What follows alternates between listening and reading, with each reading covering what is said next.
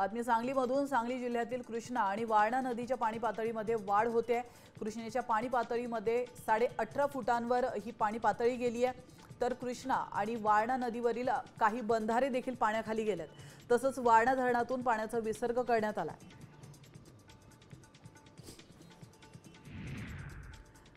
चार्जरच्या वायरने नवऱ्याने बायकोची हत्या केली आहे. या घटनेनंतर नवऱ्याने ही गळफास घेत आत्महत्या केली आहे. ही घटना सोलापूरच्या उळे गावामध्ये घडली आहे. तर गोपाळ गुंड आणि गायत्री गुंड असं पती पत्नीची नावं आहेत. 2 महिन्यांपूर्वी प्रेम विवाह झाला असल्याची माहिती देखील समोर आली आहे. तसंच हत्येचं कारण अद्याप अस्पष्ट आहे. कोल्हापूरच्या राधानगरी तालुक्यातील एका शेतकऱ्याला आपल्या 6वीत शिकणाऱ्या मुलाला मोबाईल देणं चांगलंच महागात पडलंय. शेतकऱ्याने म्हशी घेण्यासाठी बँकेमध्ये साठवलेल्या 7 लाखांपैकी 5 लाख रुपये फ्री फायर हा गेम खेळताना गायब झालेत. मेसेजमधील ट्रान्झॅक्शन आयडी वरून सायबर पोलिसांनी गुन्ह्याचा उलगडा केला.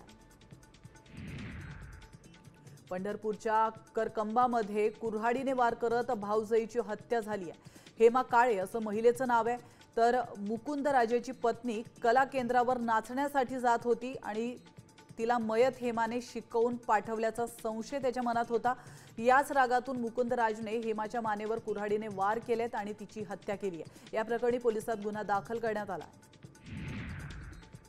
पंढरपुरात एकाच कुटुंबातील चौघांनी आत्महत्या केली आहे. घरगुती वादातून आजबे कुटुंबियांनी टोकाचं पाऊल उचललंय. आधी पत्नीने 2 मुलांसह विहिरीत उडी घेऊन आत्महत्या केली. नंतर पतीने घरात गळफास घेऊन आत्महत्या केली आहे.